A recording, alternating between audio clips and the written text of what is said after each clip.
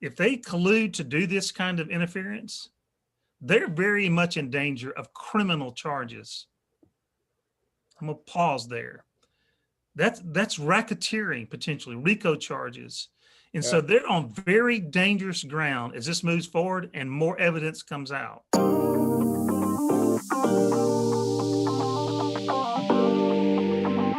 This is Bobby Gilstrap. Thank you for joining the SBC Pastors Roundtable today as we discuss a very important case facing Southern Baptists. The Supreme Court has just rejected a case that was petitioned to them by the North American Mission Board against Dr. Will McRaney. Well, our pastors today are going to ask questions of Dr. McRaney. He's our guest today. So first, let's introduce the pastors joining us today. So Jim, why don't you begin for us? I'm Jim, and I've been at this church for 21 years in Indiana. I started my walk with Christ at Clemson University, got involved with Baptist Student Union. They sent me on a mission trip. I spent stayed there a year and a half in Colorado, Estes Park. Ended up going to Southern Seminary with my wife, and we served with Billy Graham for about a year, and then we were called to this church. Now to Brian. Hey, I'm Brian. I pastor Harvest Community Church in Eugene, Oregon. I'm married. I have 2 daughters. I have pastored churches, also been a church planter in Oklahoma, Colorado, and here in Oregon. I've been in my current church here in Eugene about 12 years. So back to you, Bobby. Thank you, Brian. I'm Bobby Gilstrap, and I've been an SBC pastor and church planter, a NAM missionary to Michigan, and the executive director for the Baptist State Convention of Michigan. I was led to Atlanta, where I led an associational church planting network, and I'm also the founder of Dynamic Church Ministries, where we help normative-sized church leaders to grow, help churches in transition, and provide church ministry guest consultations. Well, today, we're going to be discussing this topic of this case that was taken to the Supreme Court, but it actually began long before that. And Dr. Will McRaney is going to join us to help us understand kind of what's happening, but really what's going to happen in the future. So, Dr. McRaney, why don't you go ahead and join us? We are glad to have you joining us today. Bobby, it's good to be with you and be with Jim and be with Brian today. Well, Will, we want to know a little bit more about you before we kind of dig down into this case and find out what's really going on and how it impacts Southern Baptists. So kind of give us in a nutshell a little bit about who Dr. Will McRaney is. Certainly, I'd be happy to do that. Currently, I serve as the senior pastor of the Island Chapel. It's basically in St. Pete, Florida, just a little island right off of there. I also serve as the founder and president of the Bullock Institute, where we train and equip leaders. And then prior to this, I've served as a church planter. I served as a pastor. Also, I served on faculty at New Orleans Baptist Theological Seminary for 11 years, first in the area of evangelism, and then I added in the responsibilities of church planting. And then after those 11 years, I was called to the Florida Baptist Convention, where I served first in evangelism the first 4 years, and the last 2 years in church planting. And then the Baptist Convention of Maryland, Delaware called and asked would I consider becoming their executive director. And so I served the 600 churches, Southern Baptist churches that make up the Maryland, Delaware Baptist Convention. I want us to start, we need to talk about this case that has just continued to erupt, but many Southern Baptists are not familiar with what's happening in a legal suit that Will has brought against the North American Mission Board. So we want to kind of set that up and dialogue a little bit about that, but we're going to kind of unpack that as we go. But let me throw it to you guys as pastors. We're just kind of sitting around the table today. What kind of questions would you have from the limited knowledge you have about this case that you would want to ask Dr. McRaney personally? Well, from a bird's eye view, I can see things that disturb me and make me question. But how do we get from where you were to here? I mean, what precipitated the whole beginning of this? I don't have a lot of background on it. Right. Well, Jim, that's a great question. I'd love to just give a little bit of framework on that. I found myself serving as executive director of the Maryland, Delaware Baptist Convention.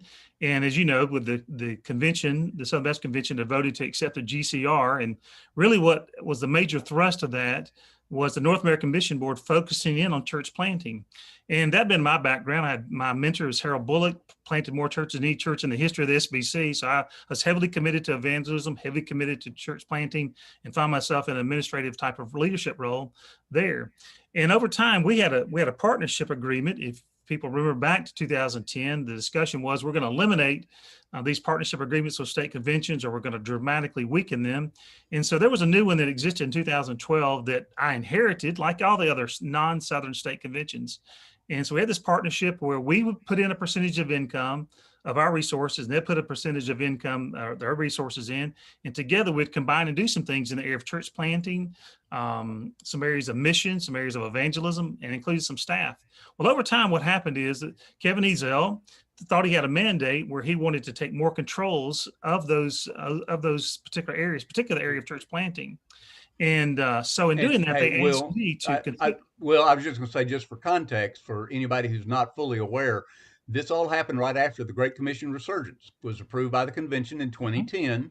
And so Dr. Ezell had started leading the North American Mission Board drastically in a different direction than what it had been, with kind of a sole focus on church planting. So you had come in after this was already in process.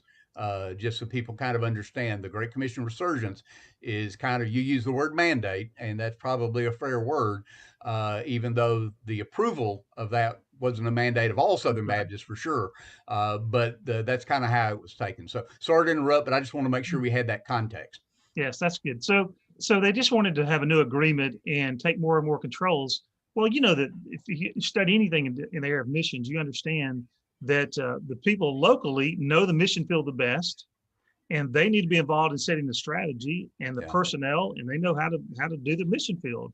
And what the North American Mission Board is really designed to do is to help partner with state conventions, who then help associations and churches. And I know there's been a shift toward this nationalization, almost a federalization, if you would call it that. And so when our convention decided it wasn't going to go this direction with Kevin Ezell, we wanted to partner.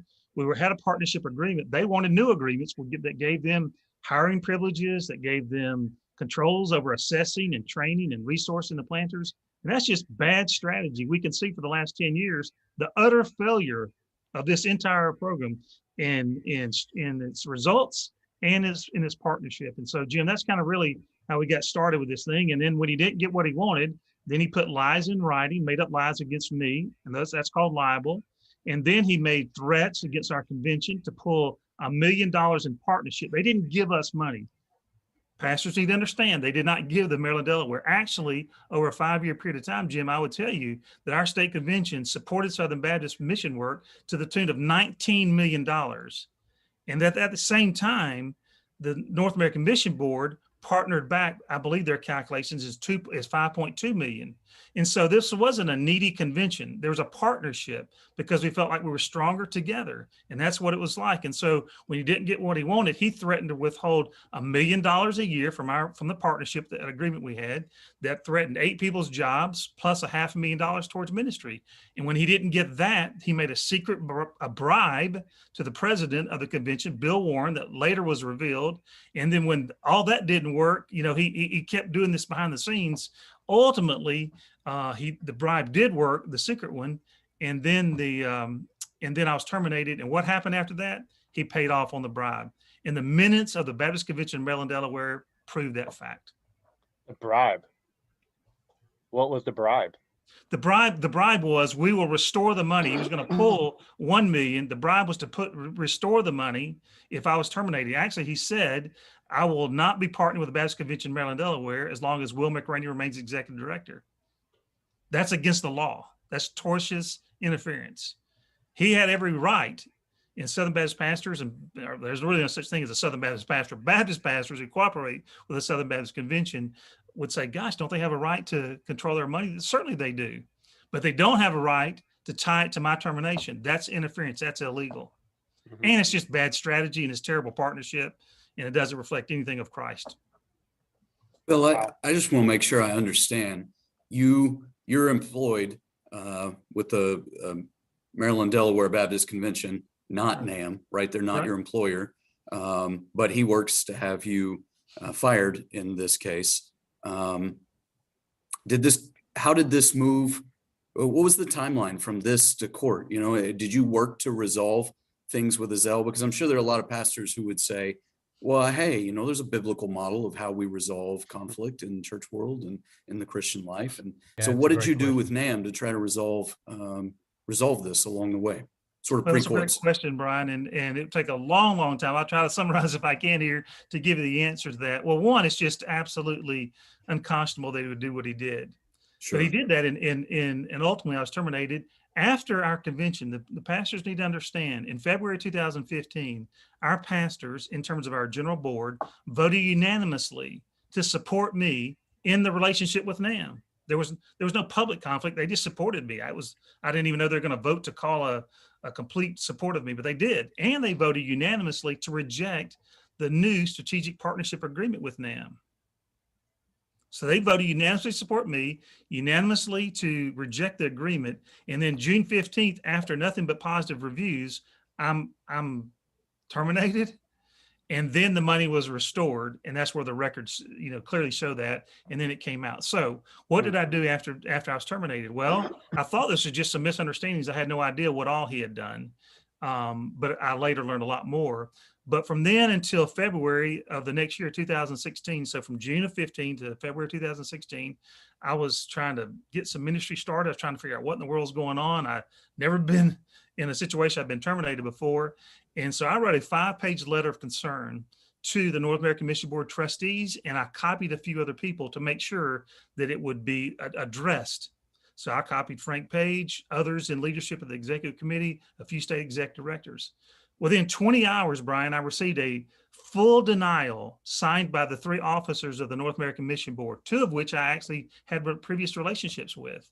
And so a full denial, no investigation to the claims. So once they did this, then the next thing they did is they hired attorneys. They got their attorneys to send me letters. I hadn't talked to an attorney, hadn't considered a lawsuit, done nothing except express a letter of concern. Then they had their attorneys 2 different times send me letters telling me to stop talking, and again offering complete denial. So I said, okay, what I'm going to do is I'm going to start up a ministry. So in 2016, I said I got to provide for my family. I had 3 girls, 2 girls actually during this time period. I got married, and for those who have had daughters get married, that's an expensive thing. And but I'm very excited about that. But I needed to provide for my family, and so some people wanted me to press Kevin more and call press conferences and do all those kinds of things. We didn't. Brian, in August of 2016, Sandy and I sent Kevin a plant. We didn't think it's appropriate to send flowers, a plant to his office and a note, and just wishing him well and blessing to him and his family. That was in August of 2016. Then in what I find out recently, or soon after that, is I had an engagement in Mississippi to speak at a missions conference in October that was going to help me get started with ministry, start back. I mean, I've written in evangelism and church planting. My textbook's being used around the country. And all of a sudden I'm unemployed and I'm not using my gifts. So I started what's called the Church Strengthening Network. And I find my friend in Mississippi is going to host a conference, and I'm going to be a speaker, and we're going to rally some churches and help me get launched again. And then all of a sudden that guy goes silent. Come to find out, looks like the North American Mission Board, maybe through a trustee, had their hand in that. Just a few weeks later, Brian, what happened after that is I was scheduled to speak at the Florida Baptist Convention Pastors Conference. And I had the person who's in charge, the president of that, tell me that he got a call from Jimmy Scroggins, one of Kevin Ezel's closest friends, best friends from Family Church down in West Palm Beach, and saying, hey, we need to get McRaney off the program. And he said, Kevin Ezel, wants him off. And so I have a signed letter saying all that. I have some of the audio tape of that as well. And so he tried to get me off the program. And then one final thing is I was speaking at the actual Florida Baptist Convention Pastors Conference. And I was sitting at lunch with a friend of mine who was executive committee member. And he handed me his phone, Brian, and he reached it across the table. And he said, look at this. And it was a picture of me. And I said, well, at least it's a good picture. I said, where was that taken? And he said, you're not going to believe this. This has been posted at the headquarters of North American Mission Board. So Brian, over time, what I realized, not only he had done what he did in Maryland and Delaware against me, that when I'm trying to provide for my family and to give leadership and start and regain ministry traction and get moving to helping leaders, which I've done my entire life, Kevin is doing things like interfering, and he's posting my picture as if I've done something wrong.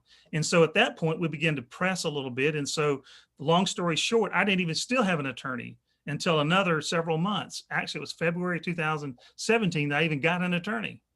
And I've been told that what they had done has been illegal, but I thought, who in the world wants to be in a lawsuit against the North American Mission Board? And I have many friends that have worked there. I've contributed. I've helped with their materials. I've done all number of things with the North American Mission Board. And so there are a lot of friends there, but this was dead wrong.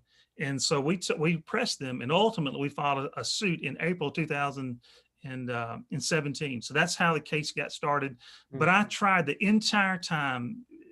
There's respected people in the Southern Baptist Convention, from past presidents, current presidents, state execs, all would say just ad nauseum, I tried everything in the world I could do to get Kevin to meet and those trustees to meet. Nothing, did not budge. And still to today, Brian, it's hard to believe that we got a decision from the United States Supreme Court yesterday, and still to today, Kevin Ezell has not met. And the trustees who he works for have not made him meet. So in light of the trustees failing in their duties to even call him into an account, all the Matthew 5 I did, all the Matthew 18, all the Proverbs 18, 17 about cross-examination, none of that worked. All the relationships across the country, hundreds of emails, calls, none of it worked.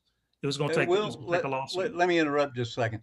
And we want to unpack some more, and I know we have some other questions, but I just want to make sure we're really clear about this point. I've heard a lot of people that have been critical, saying he shouldn't have taken legal action. But what you're saying is the North American Mission Board actually employed lawyers to write you to start with, to basically intimidate, to threaten you as such, and tell you to stop making the accusations you were making, that kind of thing, after you had sent this 5-page letter. Trustees had denied it. I think you said 20 hours. Yep. I mean, that couldn't really have been investigated. But the reality is they made the first legal step using their lawyers toward you. That's right. Do you know if, and then I'll be quiet, guys, let you guys chime in again too, but I just want to ask, do you know if in that 20-hour time period when the trustees said that they, I guess, investigated on their own and got back with you and denied it, did they had conversations with Kevin Ezell? Did they talk to him? Did they ask his side of this story? I mean, what did you hear? What do you know? What have you heard spoken about what happened during that time period? I've heard nothing, which is that's their favorite tactic. Okay, so they still haven't spoken. No, we're sorry. No, we'll look into this. No, let's get together. No, let's talk about this.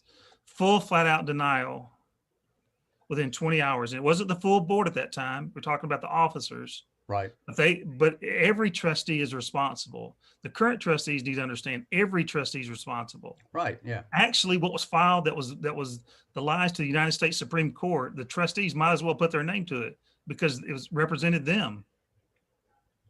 Yeah, absolutely. Yeah, that was a legal filing, and the ERLC came alongside that and made some just horrible statements at that point. But let's don't dig down in that quite yet, or maybe at all. But guys, yeah. What kind of other thoughts or questions do you have at this point of some of what Will has been sharing? Well, right away when I hear about the picture being posted and the seeking out to destroy you, Will, what comes to mind is Harvest Bible Chapel and James McDonald, how he had been terrorizing his staff. When people didn't toe the line and show loyalty to him, he gave them gifts and rings and had them kind of recite pledges of loyalty, or they would be money held back, threatening, buying a deer palace, basically, using funds for his friends, and then being exposed by Mancow out in Chicago. But how long it took the elder board to address some blatantly obvious things. You know, when he was having money, a debt cycle in his church, it was incredible. Shooting people with BB guns, their pictures and effigies, throwing darts at them. I don't know how far this went, but it does disturb me. And also personally knowing somebody who was on staff at Highview and has left Southern Baptist life because of the politics he saw there and the way people are being treated. Just I don't know the facts that you went through, but it does ring like there's certain commonality between Mark Driscoll and James McDonald, and this attitude of power corrupting and just, mandate, I've got to control things to the point of breaking relationships. And it's a very sad and difficult time right now in convention life with this. This is real. It's very, very disturbing. Yeah, no doubt. Will, I know the answer to this, but I'm going to throw it out to you anyway. Have similar type things, maybe not the exact, but similar type things happen to others that you're aware of?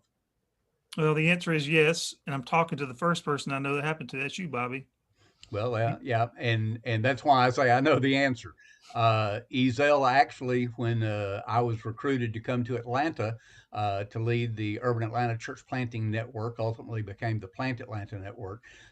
He called the lead person, Larry Cheek, who is the director of missions there in Stone Mountain Association, and he basically told him, "You don't want to do that," and that was in conflict with all of the other references they were getting.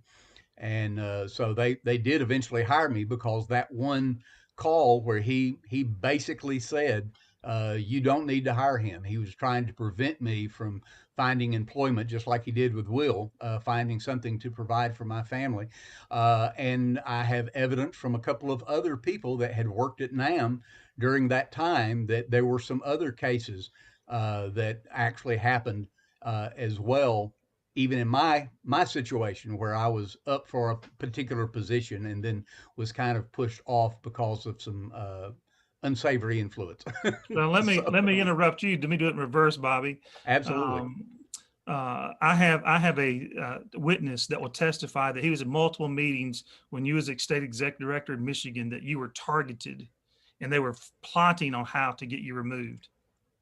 Now, guys, let's just push all that aside and deal with what just Bobby said about the associational job. I'm telling you, if it was my employee, I would fire him on the spot. Kevin Ezel picked up a NAM paying for phone while he's drawing a NAM salary and not minding his own business, but got into the business of association and called to keep another man from getting employment. I wouldn't give him a second chance on that one fact alone. That man, we have it in writing. We know what he did, and we know what he did to Bobby in Michigan as well. I just got emails yesterday of him strong-arming the Minnesota-Wisconsin, and I published that. I believe it was yesterday that I got that. We know about Alaska. I had a guy, Brent Williams, because Kevin already knows, but he was hired, in the process of being hired, even went through interviews with NAM, to actually undermine the Alaska executive director, Mike Proctor, at the time. The guy felt so bad about it, he had to pull himself out of Alaska and come back to the continental U.S. and re-engage in ministries because he just had got in deep with Kevin. I mean, this has gone on. You could take what's been done in West Virginia or Penn, South Jersey. It's the same pattern. And Jim, you mentioned it at Highview. They actually hired a guy. They knew on the beginning this guy would dismantle the North American Mission Board and dismantle these partnerships. He had proven he would do it at Highview, and he was treacherous then, and nothing has changed. Yeah, and Will, the further testimony of that is you'd mentioned Jimmy Scroggins a while ago down there in Florida, and Scroggins hosts a church podcast, I guess, and he has friends and others that come on there and he talks to and interviews. Well, he had Kevin on as a guest some time back, and one of the quotes that just really stood out to me from that conversation was when Ezel just said, well, he had to come in and just blow up NAM. And I thought, yeah, that's exactly what it appears. And Johnny Hannigan, I know Johnny Hannigan has been a noted reporter among Southern Baptists for 40 years. Right. And she had told us not long ago that one of the things that she had discovered and she had found out was all of the abuse, all of the pattern of so many things that had been going on all across the United States by Ezel and other, I guess what some have called elitists within Southern Baptist leadership. So now let's move forward a little bit. That gets you to actually filing this legal suit. Okay. Right. Guys, what kind of questions do you have about what's happened now? He's filed legal. Tell us how long ago that was now, Will. We filed in April 2017. Okay. And so now, at the same time we filed, we had letters going to their attorneys saying, we'll meet, we'll resolve this. NAM had made the claims that summer, made in Baptist Press. Often many of their articles are actually written by NAM personnel. If you don't know that, that's the way it is. Claiming that I had refused to meet. That's a false, flat out, total, provable lie. But it's just their pattern.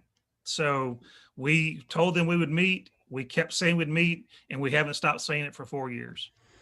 Most everything he is saying, I've seen the documents on, as have some others. So, let me just pause real quick to say, we will put in the video description with this.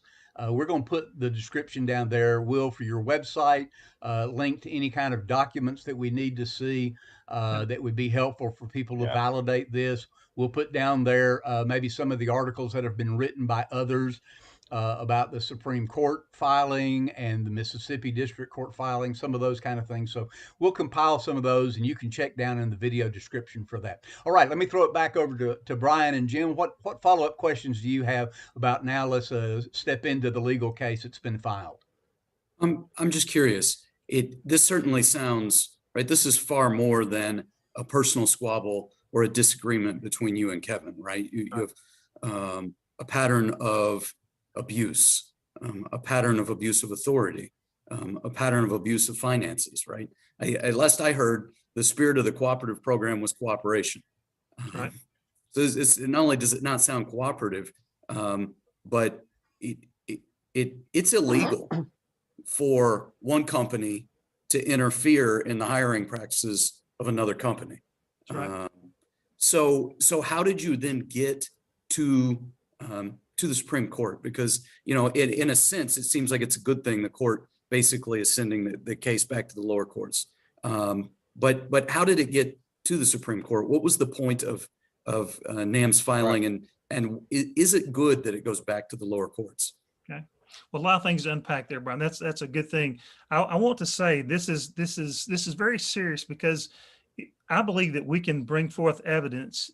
We've talked about the number of cases. We talked about Joni, Highview, but particularly we talked about NAM in the state conventions. If they collude to do this kind of interference, they're very much in danger of criminal charges. I'm gonna pause there. That's racketeering, potentially RICO charges. And so they're on very dangerous ground as this moves forward and more evidence comes out. It won't be my investigation, because I'll take federal prosecutors. But when you collude, and I have witnesses that will come forward and tell of being in meetings where guys were targeted, that's criminal. So let's just put a pause, put that to the side, and go back to your question. So I'll file the case. Ultimately, the case ended up in the federal. We filed in the state court in Mississippi because of the interference there. Then they moved it to the federal courts. It moved to the federal court. NAM gave a series of defenses. Their defenses included things that are false, like NAM is a supporting organization of a state convention, the Baptist Convention, Maryland, Delaware. In other words, we got a release. When you gave a BCMD a release, we got a release because we're a supporting organization. That's just absolutely false. They meet none of the three legal criteria for that. Everybody knows. You're talking about to the U.S. Fifth Circuit Court at this point, right? Well, no, I'm still with the district court. District court, they made several defenses. Their defense was, we're a supporting organization, we can do this. Or we have absolute privileges over state conventions. We know that's forbidden in the SBC Constitution. Right. They claimed rights and privileges. They they said they didn't defame me, but they had every right to defame me. Remember, I didn't work for the North American Mission Board. I wasn't funded by the North American Mission Board. I didn't work for the SBC. And they also claimed they had the same right to interfere. They claimed that they had the right to make the threats and the bribes and payoffs that they did. They said, we didn't do it, but we have the right to do it. And so what they're really doing, Brian, they're really threatening the autonomy of the Baptist bodies. Again, there's no such thing as a Southern Baptist church. These are Baptist churches that choose to partner with the Southern Baptist Convention in terms of supporting it. And actually, the national level was created last. Most people out there listening, they don't understand this. It was local churches that formed associations. It was local churches that then formed state conventions. It was local churches then formed a national convention Right. to actually help the state conventions, and that's how it was formed. My convention Right. that where I served in Baltimore, in Maryland, Delaware, was formed in 1836. That's 9 years before the SBC was formed. That's 160 something years before NAM was formed. And the idea that we were a supported organization, that they have controls over us, insane boards and all that, it's utterly ridiculous. So they started lying at the district court level. Then they try to use this ministerial stuff and all this stuff that they use, and First Amendments and all that stuff. So then ultimately, they misled the court. I won't chase the details, but they misled the court in an affidavit by their CFO. They had the BCMD, the CFO, to also mislead the court in terms of the financial arrangements and the partnership, but that's provably false. But in the end, the judge just all of a sudden throws the case out. So we appealed to the Fifth Circuit Court of Appeals in New Orleans. And so we appealed there. We won a 3-0 decision. We submitted briefs. They submitted briefs. We had oral arguments. They were basically claiming employer rights as if we were a denomination, and employer rights over a Baptist partner, a fully autonomous Baptist partnership or a group, which is false. And so 3-0 we won. Then they appealed it. They called for an en banc, and which is all the justices in the Fifth Circuit, and we won that decision 9-8. But I'll point out again, Russell Moore, who was Kevin Ezel's one of his church members. In Highview, Russell Moore told the Fifth Circuit in advance of their decision that the SBC was a hierarchy, that the national was over the states and all the way down through, and said there was an umbrella organization. Absolutely, completely, totally false. Any excuse Russell wants to give is completely unacceptable. Should have been fired on the spot. Again, trying to deceive federal courts. You got NAM doing this. They started the lies at the district level. Then you've got ERLC lying at the Fifth Circuit, and NAM participating in that, in the relationships. And so they lost there. And then ultimately we ended up at the Supreme Court. I mean, it's crazy because NAM says, no, we're going to appeal the Fifth Circuit. Look, guys, this is not complicated. Let's deal pastor to pastor. If he hadn't done the things he did, they'd just fight me in the district court. They've got the 7th largest law firm in the United States right now. That one, plus they hired the number 1 firm in DC in terms of helps conservatives, and they still lost in the Supreme Court. They blamed liberal justices. That's what they told the trustees. That's what the trustees are saying after the Fifth Circuit defeated them, in spite of Russell Moore's lies. It was the liberal justices. That's one of the most conservative courts in the country. And then now you have 6 Catholics, I think, on the Supreme Court, the most conservative justices, and we're thankful for them. But they tried to deceive the courts. That's inexcusable. When Kevin Ezell and the trustees. Let me interrupt just a second. Yeah. And go back to the deceiving the court, but just a huge piece that I think we need to just stop and clarify real quick. You are having to defend yourself, and you're having to find funds, right? To cover legal expenses, et cetera, et cetera. I don't know if you guys have dealt with any lawyers lately, but they're not cheap. But the best we know, cooperative program dollars are paying for the lawyers that are being employed. Now, NAM has lawyers on their staff, but what Will just said is really striking to me. And that is that they have employed these other really big, high-power legal firms, probably top-dollar legal firms, at additional cost to try to literally deceive the court. Most any Southern Baptists, when they hear some of the basic things that Will has just said and other things you've not said at this point that they have said to try to deceive this court, an average Southern Baptist who's been in a Southern Baptist church very long is going to say, that's not Southern Baptist polity. That's not correct.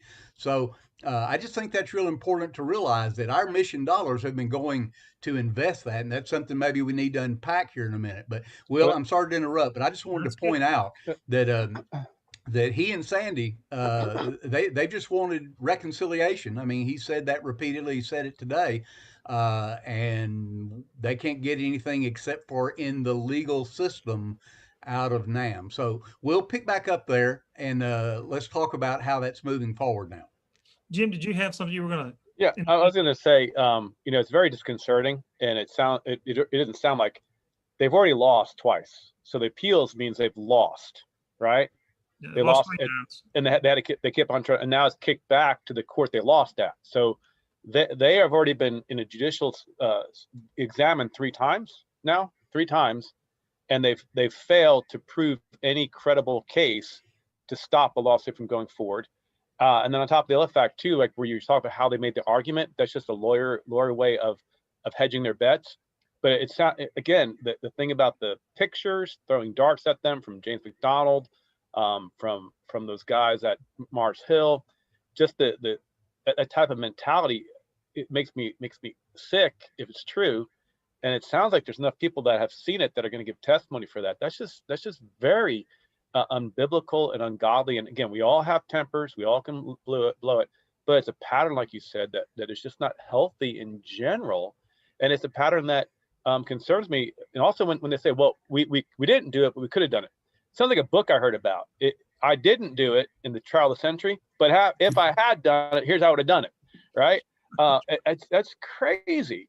And then when you hear about Jimmy Scroggins only going with $1 million behind the backs of the trustees to give to Rayner, all these buddy guys that always have these very questionable ways of dealing with money and people.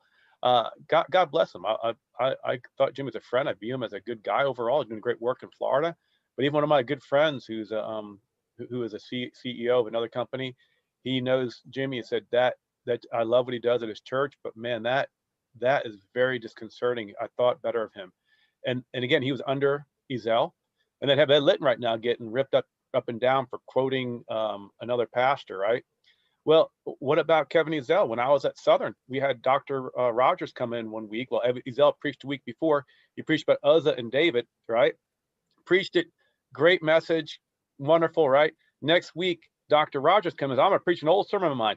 Preached it word for word. Ezell was there and shrunk in the front pews because everybody, it was just a week ago he had done that. Not a word about that besides him apologizing to it, but he preached it word for word. And he said, I just pulled it off the top of my desk. It was a busy week. And so he preached at Southern Seminary.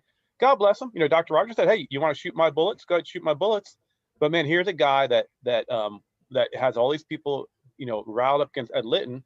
And Ezell does the same thing. Again, it's good for the goose, good for the gander. Either man up, take responsibility, explain yourself, because I want to know. I'm very concerned overall. What's going on? It's very bad. I won't chase this very detailed, but I posted on it a while ago in response. But Kevin Ezell, while he was at Highview, had a principal that was later convicted of molesting 7 boys. I remember that. 11 felonies. And the story he keeps telling, the one that's told, and I have it in writing, it doesn't match reality. And the problem is, on top of that, when Joni Hannigan, who's a sexual abuse survivor that Bobby mentioned a while ago, wrote a story in response to the SBC, remember the Southern Baptist Convention, a resolution on sexual abuse? Remember that? Mm-hmm. I mean, it was just 2018 maybe or something, I believe. Well, Kevin Ezell had his PR person, Mike Ebert, threatened Joni in writing with libel for writing 5 sentences in a 3,000-word article. And what she wrote was absolutely 100% perfectly true and accurate by all accounts. But he's been doing cover up and lie and deception for a long time. And that one still has yet to come forward. But how do you threaten a journalist who just came out 2 weeks prior to that with her story on being sexually abused by a deacon, and then threaten her with libel as a journalist? What did she write? She wrote on the resolution, and she wrote 5 sentences from that particular, guy's name, Bill Maggard, that was a Highview member that when Kevin got there, I mean, I can chase it for 45 minutes, an hour. I've even talked to the legal people, but the point is Kevin chose to take clergy penitent privilege. And so what Joni was writing on, do we want our pastors taking clergy penitent privilege when things come to them? And actually, if information comes to you that doesn't come from the perpetrator, that none of that's privileged, which is how that information came to Kevin, or his writings indicate that. So that's not even been scratched. And so then he used lawyers to silence Yeah, her, and much like he's done with you. Well, he used a reporter. He used the weight of the North American Mission Board. I have a copy of the text. I had it that night. Within 3 hours of her article being published, she was threatened with libel from the North American Mission Board, a $425 million organization threatening Joni Hannigan, a abuse survivor herself, as Bobby said, a respected longtime journalist in SBC, and threatened her with libel. It silenced her for 7 months. And nobody's. I listen, guys, you're not going to believe it. I'll just tell you, just one more sentence here. I wrote over 300 people connected to Southern Baptist Convention. Listen, over 150 journalists I wrote and gave them the evidence and told them the story. Over 150. I've counted them one by one. Only Will Hall at the Louisiana Baptist Message wrote a paragraph, or maybe it was 2 paragraphs, about her being threatened by Kevin Ezell. Yeah, and actually, there's a problem. Yeah, Joni came out and told her story. Will defended her and really went to bat. I don't want to get too distracted on this journey, Sorry. But we're talking about patterns. No. We're talking about patterns. That's what we're talking about, patterns of behavior. So I interviewed Joni several weeks back, and I'll put a link to both of those interviews where she tells her story for the first time publicly, and we'll put a link to that in the video description. So, Brian, I think you had a comment, or Jim, one of you. I saw one of you moving. But it sounds like the Julie Roys and James McDonald battle, where his elders finally came out. They admit they had not, done it right. And you had, over at Willow Creek too, where people just gave pass after pass after pass. Again, it wasn't like one indiscretion, like, well, I said something I shouldn't have said, or I could see where that's wrong. It's like very clear patterns of again and again and again of it wasn't just a little bit of smoke. It was just, fire blazing, and there's just no accountability. And that makes evangelicals and Christians look horrible to a lost world. If this is how we treat each other, Jesus said, we'll know we are his disciples by our love for another, and when you're using manipulation and tactics all the time in order to achieve a goal, and what have we achieved? What has, I remember somebody tweeted they had to defend their church. I think Jimmy Scroggins, they had to defend his church against young people saying, why are we part of Southern Baptist? He said, I had to brag on our convention being 3,000 missionaries, and I was thinking, man, I remember going, wow, we're 5,000 missionaries strong 10 years ago, and with this lawsuit, I just gotta wonder, why is that the report, the inner workings that came to the GCR, why is that again, tabled for another 5 years? Was it tabled for 10 years at first and now 5 years more? Well, it's if you're talking about it's sealed for 15 years. Was it sealed initially for 15? Yeah, no, it was sealed initially for 10. Yeah, and then Ronnie Floyd came back and announced, well, we've decided to make it 15. Who decided? You see what I'm saying? I mean, that's the problem I have. And yeah, it wasn't the convention. The convention didn't vote to do that, I don't believe. Will, isn't that correct? Task force, that's right. Yeah, it was the task force that Ronnie was leading. Here I've got to wonder, what's in that report that might have some impact on what's going on right now with this court case. Listen, let me interrupt you, Jim. I'm gonna be able to subpoena those records. Okay. That's good. That would make it a lot clearer than it is right now. It doesn't matter what they did and said in their meetings. In reality, what they actually did is illegal, and it continues. Oh yeah, it's just wrong. Even if there's nothing there. Okay, we'll jump us ahead now. The Supreme Court, the Supreme Court has now kicked it out. They reviewed it, right, and looked at it and said, no, we're not going to accept the case. They accepted very few cases. So that means it goes back to the lower court. So update us now. It's going back to the court, the district court, I believe is right, in Mississippi. So I have heard rumor that NAM already had lined up some additional appeals they think they can make in that court to try to continue to extend it. I just want them, Mike Stone, when I interviewed him a couple of months back, he had a great quote, and he said, it just needs to be litigated so we find out the truth. And I agree. I've heard others say the same thing. I hate that's where it is, but that is where it is, and I'm tired of the lies. So what is anticipated to happen, Will, in that district court in Mississippi? Yes. Okay. Well, let me put a cap on the SCOTUS if I can. Okay. Basically, what the North American Mission Board is trying to do has been trying to get legal federal courts protection to defame and to interfere with any Baptist body, any Baptist church, any Baptist minister. So I have been paying Sandy and I 4 years unemployed, chasing this stuff,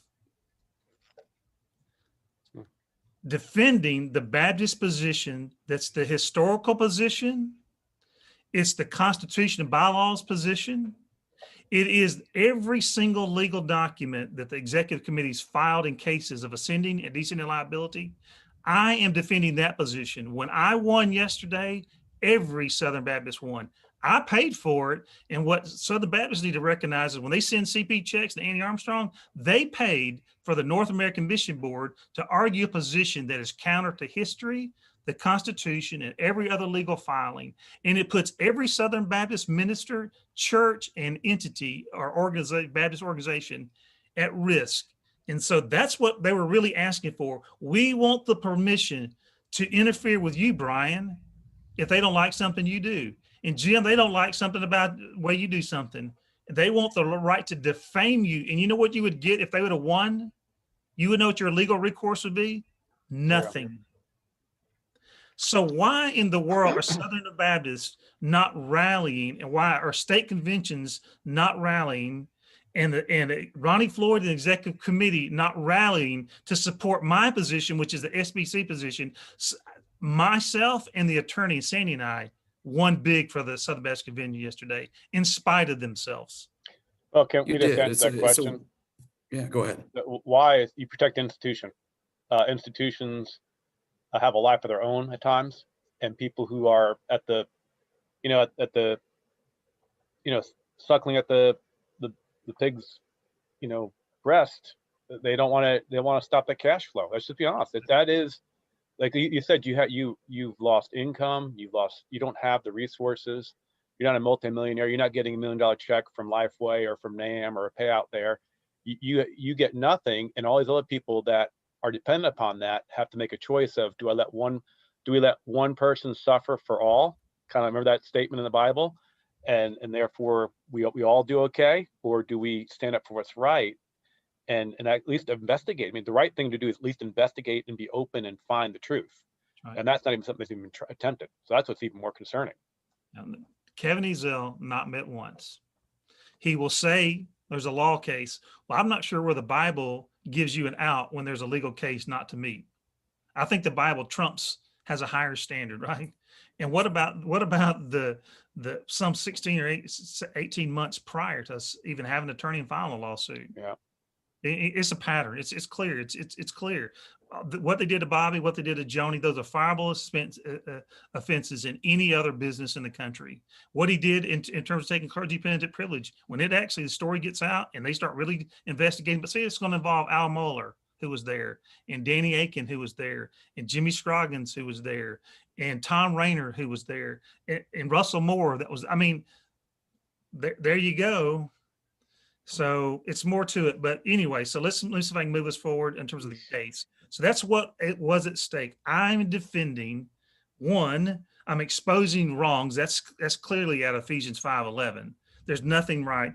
This is not a case just between Kevin and I. This is not a 1 Corinthians 6 issue, in spite of the claims of that. It's not. You're to expose and confront evil so that actually others learn. And that's actually one of the roles of the court. When they find someone guilty and they have punitive damages, is to prevent others from doing this stuff. So where does it go from now? So what would be the result? I mean, if you had to go and they just use the power of silence and the power of bullying, how do you get to the truth? And that's the thing people have realized here too. Is same thing with the sex abuse thing. Our convention was not like the Catholic Church where we moved people around and shielded them. We just played, blind man, hear no evil, see no evil, and autonomous churches. When there are things that you saw happen out in the Northwest, how they dealt with that, they exposed the evil, they reported it. I have even in my own character, if someone confessed to me that they were abusing a child, I'm going to report them. I don't care whether it's the clergy or not. And on top of that, there's a legal mandate. Yeah, it's mandatory reporting. Yeah, mandatory report. Thank you, Brian. And that just concerns me that we have people protecting institutions first. Again, we don't want to tear institutions down. I love what NAM has done in the past. I miss the home missionaries. I miss the college missionaries going out every summer. I miss having the U.S. tours. I miss having all those things that used to have that really got people involved. That's why I'm a Southern Baptist, because of the money being put into partnerships with these states and conventions and opportunities for students to get their feet wet in actual on the ground mission work before they got involved in ministry and stuff. And that's just, if it's all just church planning. I also know in my own state that we had North American missionary people funded and our state convention, and the NAM people said, oh, we just feel like you guys aren't supporting us and blah blah blah blah blah. And I was just thinking, where did that disconnect happen?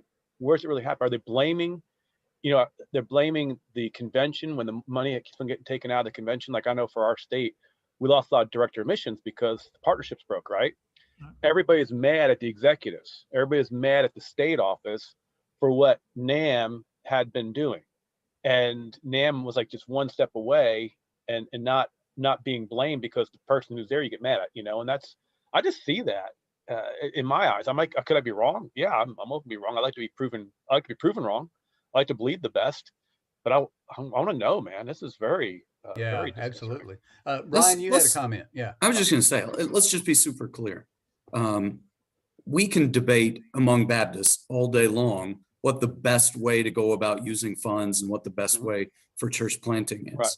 This is not that. We're all for church planting. We're all for doing what it takes to reach people for Jesus. Will's for that. I'm for that. You guys are both for that. Right.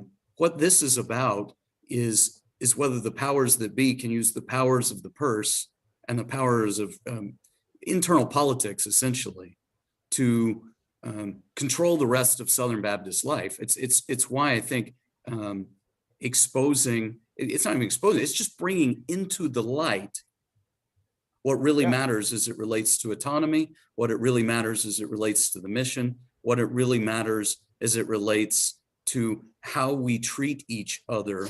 Certainly it's not Christian, it's not God honoring to abuse power. It's not God honoring to run out the clock and say, we just hope this goes away. It's not God honoring to keep it out of the light. Let's just bring it into the light, look at it for what it is, and ask, is this something that honors Jesus and our mission together?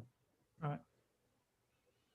Yeah, Will, just following up on what Brian said, I mean, I have heard you say before that what he just said would have been satisfactory for a long time for you. Let's just talk about this. Let's bring it in the light. Let's put everything on the table and talk about it. But the North American Mission Board, specifically Kevin Ezell, but those who are working for him, have continued to bury the truth, even though you have evidence. They're not speaking out about it except in these court cases. So, what are your thoughts? And then where are we now coming out of this Supreme Court decision where they've rejected that? Well, biblically, Bobby, there's several steps that need to take place and should have taken place. People say, Will, what do you want? It's going to take more now, I can tell you that, but because there's been more damages. But the Bible would require these categories: repentance.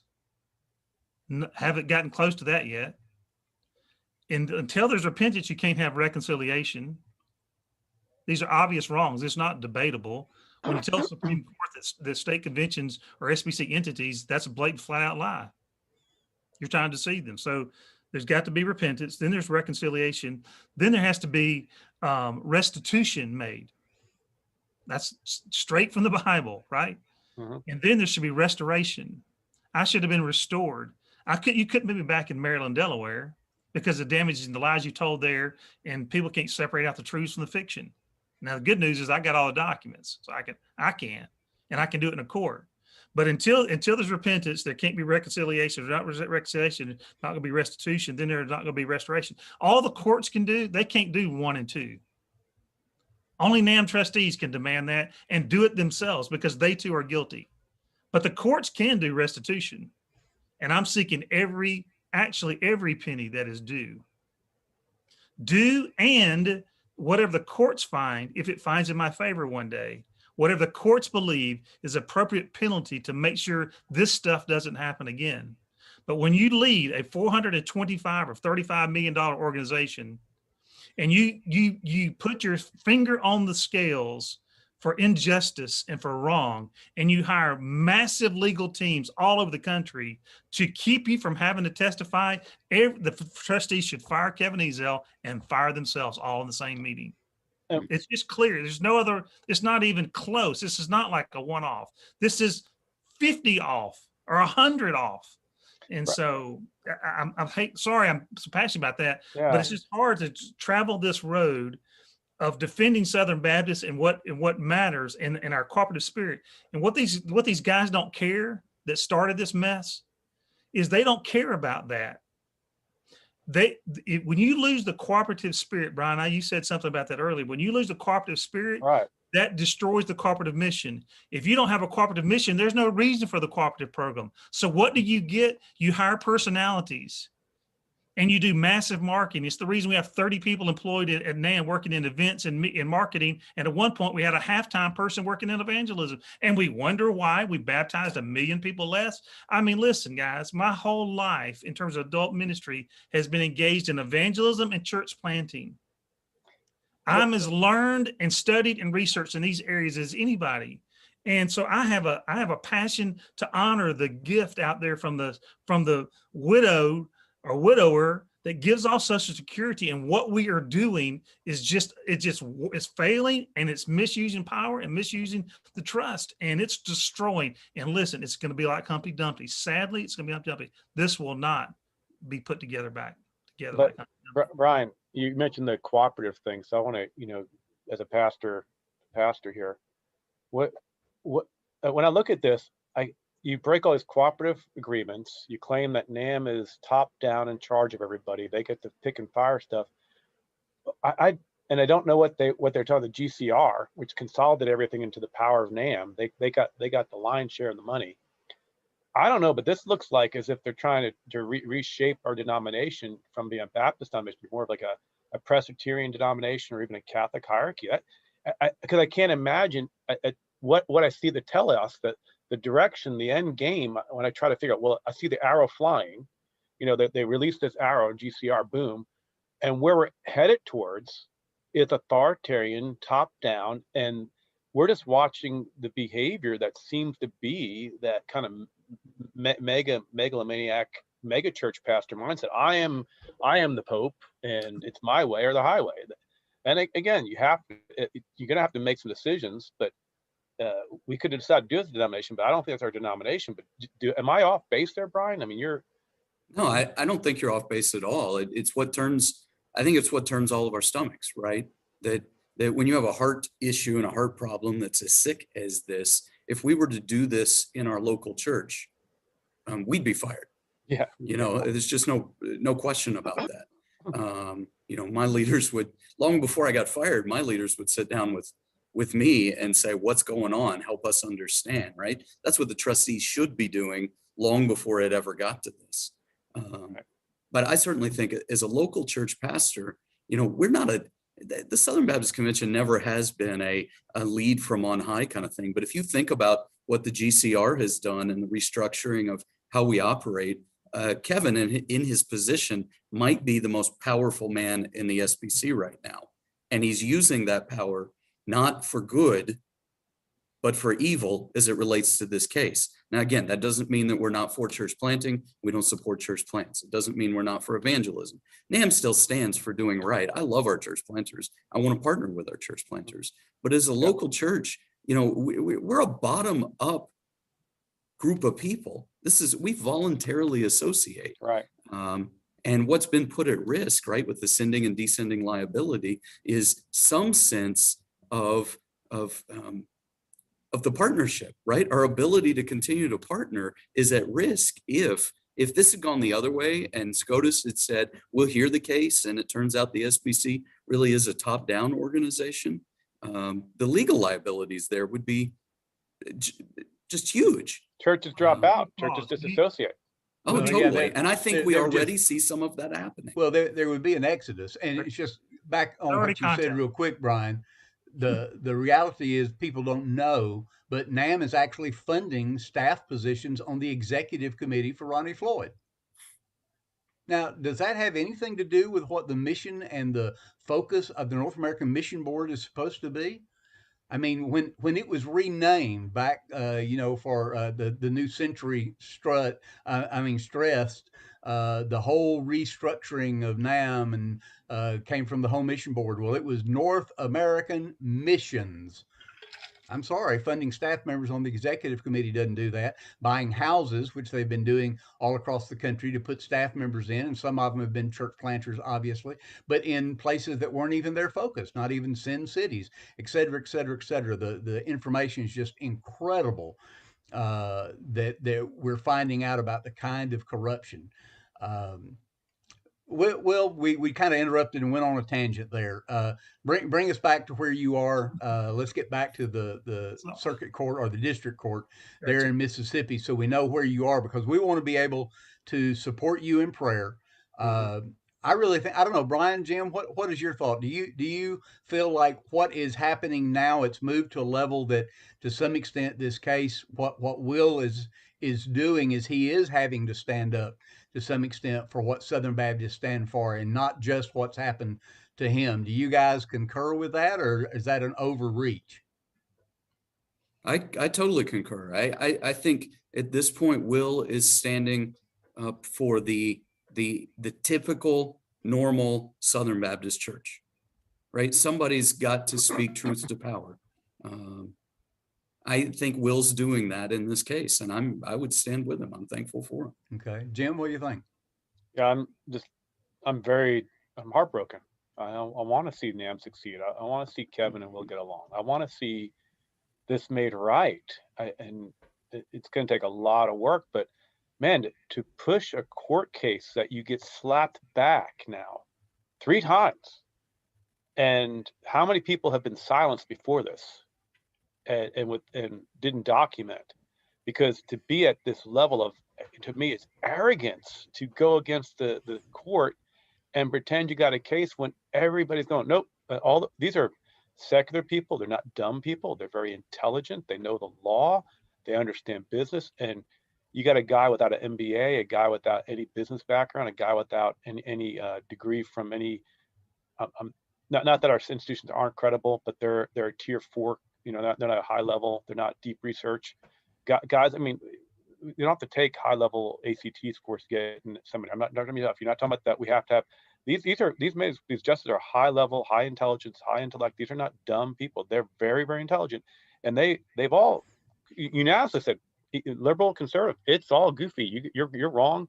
Will's on the right. That's scary when you have that many people saying you're wrong, you're wrong, you're wrong, and you have trustees going, well, he's our guy. We're not going to question it. That's scary. It's blind. The blind leading the blind. That's what's going on. It scares me. It needs to be more. Need to be open to folks. You need to be open to being transparent, open to saying what's going on. Yeah, and I'll say this: that the reality is this kind of behavior. I've become aware. I know Will's become aware. Others are becoming aware that this kind of behavior coming from the North American Mission Board has happened to a large number of people. I couldn't put a number on it, but it's been hundreds at least, if not exceeding 1,000 now. But many who are very naive because they're ministers Right. and they love people and they want to extend grace and they want to give those who are in the highest levels of leadership within our denomination the opportunity to say, no, that's no, I must have misunderstood, and they're willing, to accept a lot of things, and then all of a sudden the legs have been cut out from underneath them, and they look back and see what's happened. But they've not documented like Will did. They've not done all that because they've just been, I don't know if it's fair to say naive in the faith. That's not really the right way to say, but they've been naive about all these things and how they function. Well, they certainly want to believe the best about our convention. And so do I. But there's a difference between believing the best and acknowledging reality. Yeah. Our convention is deeply, I don't know, divided, I suppose you could say, right? I mean, I was at the SBC meeting a couple of weeks ago, and good things came out of that in some sense. But look, this is not a right versus left issue. This is a right versus wrong issue. And we have to get it right as a convention, because what hangs in the balance is our ability to cooperate together. And for that matter, for the outside world looking in, what hangs in the balance is the credibility of the gospel. Right. This is not about procedures and methodology. No. As far as how to plant churches. This is a parallel, though, to the problems we have with the way that we treated victimizers and victims for the sex scandal. Totally. It's very parallel in that we he's a pastor and therefore we can't question him. Oh, well, he's a good guy, he let his brother-in-law get away with it. So I call him Steph anyway because he got a great name and got to put the name on my stage so my church can grow by popularity and by the Christian populist deal. And that's just, we got to get away from trying to copy Hollywood. I mean, that's Hollywood got smacked, and we get we deserve to get smacked too. I mean, I don't want to look at everybody's individual minuscule things. We want big issues. We got to just admit it and say we got to get our house cleaned. 100%. Yeah, I agree. Well, guys, we are circling the airport as such, and we need to start bringing this thing in for a landing in our conversation. So, Will, let me throw it over to you, because we've started in a couple of times to let you try to wrap up the place of where you are now and kind of next steps. And let's give that back to you, because I want you to be able to help us understand where we are now, what is coming, what are your next steps as far as when it gets back to the district court in Mississippi. And then I want to take just a moment for us to be able to talk about how people and maybe strategies for helping support what is going on to try to bring the truth to light as far as this whole situation. So we'll take that. Yeah. Okay. Well, my attorney that I had in the Supreme Court did a masterful job. If you want to read something from a very brilliant man on who Southern Baptists are, don't read anything that NAM put down. Read. It's easy to understand what we filed. My attorney filed with the United States Supreme Court, and you can read it and you can understand it. Is that available where we can link to it? Is that available where we can link? We'll put a link to that. Okay, excellent. We had a man who was not Baptist, not Southern Baptist, but from another faith, understand Southern Baptist and clearly articulate that to the United States Supreme Court, and basically dismantled NAM's arguments with their own cases. We didn't introduce new cases. We destroyed legally, my attorney did, defended who Baptists are and destroyed them with their own cases. So that's anybody I know that's read them believes that's what happened. So now we're back to the district court. So what we'd like to see happen is that we would get down there and move to what's called the discovery phase, where we would do things like called interrogatory questions. We ask questions they have to give sworn answers to. We'd like to do depositions where we have put people under oath. We would ask them questions, multiple questions. And actually, yes, they do have to testify, or and particularly Kevin Ezel. And if he doesn't testify, it's my understanding, I'm not trying to be a lawyer on this, but it's my understanding he has no choice, unlike in a criminal case. Either he testifies, or they lose. So we look forward to deposing Kevin, current NAM staff members, former NAM staff members who will tell of the deep workings of NAM. We will probably as well maybe depose some NAM trustees and some people from the Baptist Convention of Maryland, Delaware. And so we want to move. We want to be able to subpoena records, like possibly even the GCR records. Of course, they're on the third floor of the building, the executive building in Nashville. They could be down there tinkering with them anytime he gets ready to, but just leave that alone. I don't really care. The point is, we're going to be able to have people go under oath, and they're either going to tell the truth regarding things they did and things they know, or they will risk the consequences of perjury. And so we believe that will help us get out the truth. We've tried for over 4 years. I've actually tried over 5 years, almost 5.5 years, to get this resolved. Repentance, reconciliation, restitution, which is still due, and restoration. And that's the way it should work.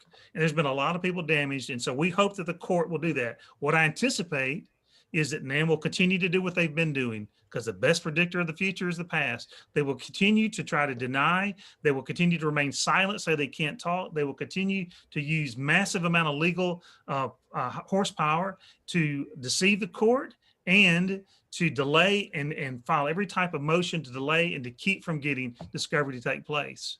And so will the executive committee of the SBC allow them to do this without defunding them? The executive committee has tools in their quiver. They control the Baptist press. They control the bully pulpit. They control making recommendations of CP allocation. There are things they can do. They have been neutered through GCR and Ronnie Floyd, who's let it happen. But I'm calling for them to be stronger than they are. And so we'll see. We're going back to district court. I don't know. They'll set a calendar and we'll get moving ahead. But I think NAM's going to do what it's been doing. We're going to try to do what we've been doing. And I'm going to have to get out. I'm going to need some Baptist people to get around me and help me fight for the Baptist way, and to support us financially, and to me to have adequate legal representation when NAM has the 7th largest law firm in the United States. They have their normal in-house counsel. They have their normal attorneys they use outside of Atlanta. And then they have hired Wilmer Hale, which is the largest conservative and most respected conservative firm in all of Washington, D.C. I mean, how many attorneys do they need to defend Kevin from the truth? It's not just a local magistrate issue. This is like a traffic ticket violation. If you didn't have adequate information in a reasonable case, it could never have gone this far. And if you didn't have the Lord or some righteousness on your side, how could you get this far to where they have to have 15 Goliaths, 7 Goliaths to hit the guy with one lawyer who's coming with the patch on his shoulder arms? How do you? It's obvious that there is a problem here that needs to be resolved. It's not just, oh, he said, she said. The legal counsels have judges of the highest caliber, conservative, have said there is a problem here and this needs to go forward. And you have the convention leaders whistling past the graveyard. That's right. This is another thing going to kill our convention if we don't address this properly. And when you have to, as a pastor, I have to worry about Kevin Ezell or anybody in North Michigan Board leadership coming after me. I had somebody make a comment, Jim, and this person is a leader somewhere. You better be careful talking about this stuff, because I'm asking questions, and this person who's in leadership somewhere else says you need to be careful, so I can have them come after me because they don't like what I said and badmouth me and call the convention up and say, hey, one of your top churches that doesn't care, is not towing the line. I want to toe the line if we're on missions. I want to toe the line if we're together. I'll even forgive people. I want to forgive people. Right. But I want to trust and verify now. I want to verify, and I don't see any willingness to be verified. Well, at this point, we just need to understand, right? If nothing wrong has happened here, then bring it to court, show that nothing wrong has happened here, and let us move forward. Yes. If something wrong has happened here, then you need redemption essentially. But you're ours, right? We need reconciliation. We need restitution. We need restoration. We didn't get to this point. And Kevin and those trustees being silent and know there's not problems. I mean, we've documented them all. I tell people, don't take anything I say as face value. You can research it all. I think a pastor stood up at the convention and said he didn't use my name, but he later used it in online, saying I tried to prove this guy wrong and I couldn't. All I have, God has been giving us favor, Jim and Brian and Bobby. God's provided the resources. He's provided the right people. He's given us the right evidence at the right time. He has sustained us. To go unemployed that length of time at 52 years old, $2 weddings, this armies that they have on the other side. It's a God thing of God's provision for us. I want to make sure I'm clear about that. And I'm very, very thankful for an attorney. First, my courageous attorney, solo practice attorney, and my longtime friend, courageous Christian, Harvey Barton in Pascagoula, Mississippi, who took it on. And then God provided through Scott Gant, who made a call, got interested. Most of the time he represents mega corporations in massive deals. And he said, I want to help this guy. And he stepped in, and I am moved. He did masterful work representing Southern Baptists. This is a shame that Southern Baptists can't represent themselves and claim what is true. And so we'll move forward. We'll just be faithful. God will bring justice in the end. I may get it in this lifetime, may not. That's just the way it is in the court system. But God will have his way. And so I would love to have people to pray for us, for Sandy and I. Guys, this, no guy could go through this and his wife wasn't totally lockstep. Yep. And so that's just the way it's been, but it's been tough. And we need people praying for us. And actually, we need some people to help us finance defending who we are against people that are insiders that are trying to destroy us. It's just irrefutable when you read one sentence of NAM's file to the United States Supreme Court in the closing response, which I can't respond to in terms of legally, we can't do anything about it, to say that state conventions, to say I work for a state convention, for an SBC entity, which I didn't say. They say the BCMD is an SBC entity, which it is not. And then they claim to be the SBC mission board, which they're not that either. I mean, 3 lies basically in one sentence, and it's not my opinion, it's just fact. So I encourage you, pray for repentance, changed hearts. Some of them maybe need to come to Jesus. Know him. I'm not the saving way. I'm not sure that God take care of that, but there's no evidence of the fruit of the Spirit, and no evidence of the Spirit of God in some of this. This is so far gone, and there's such corruption, wide corruption, and apathy from state executive directors. It's amazing.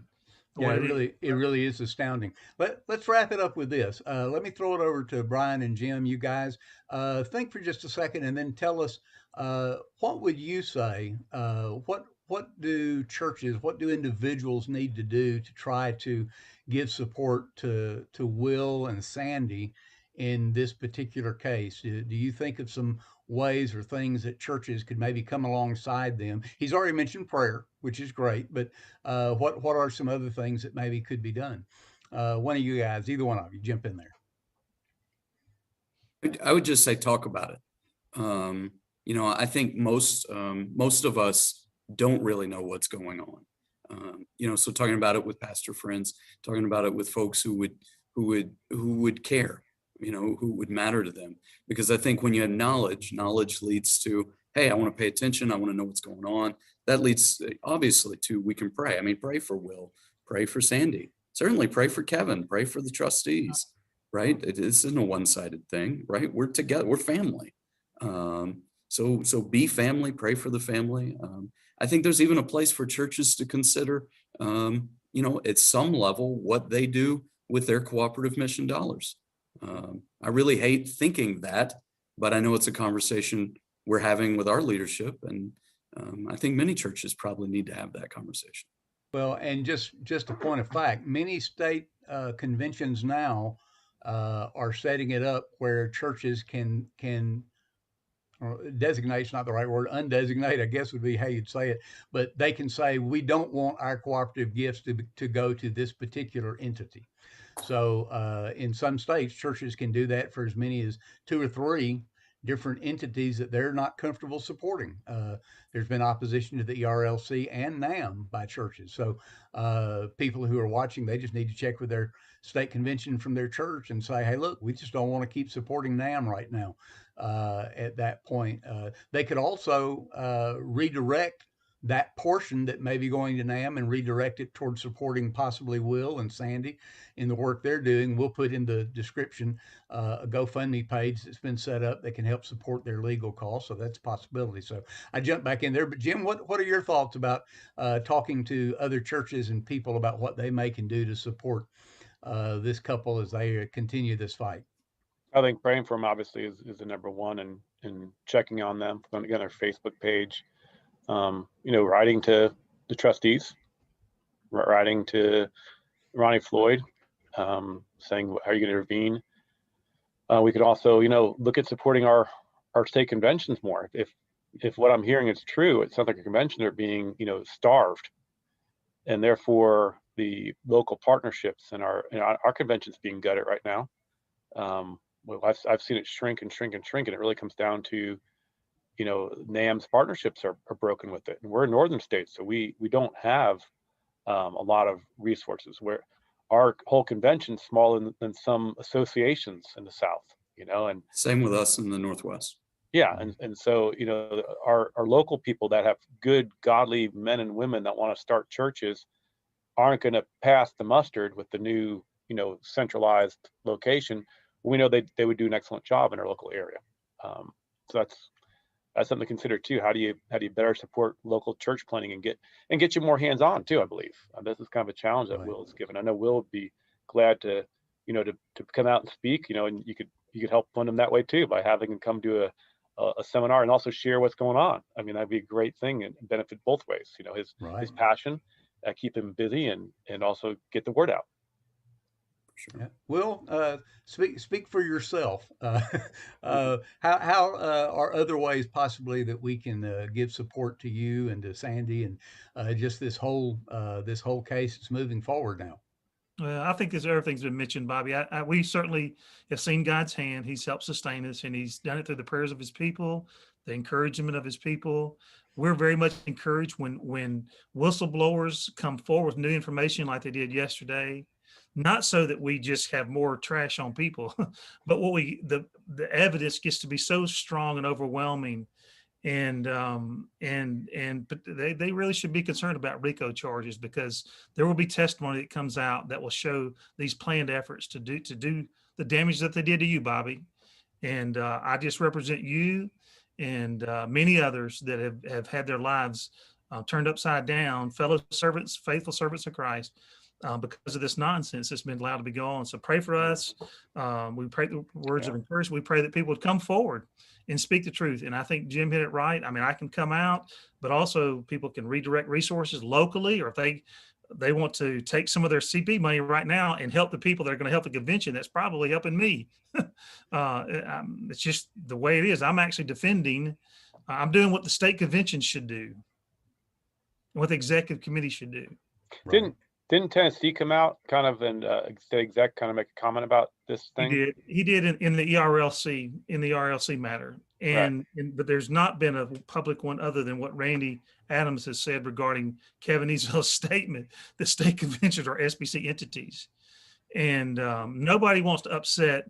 But listen, if our God is so small that he has to have us to cover up wrongs and cover up our institutions, we have a God, like J.B. Phillips said, that's way too small.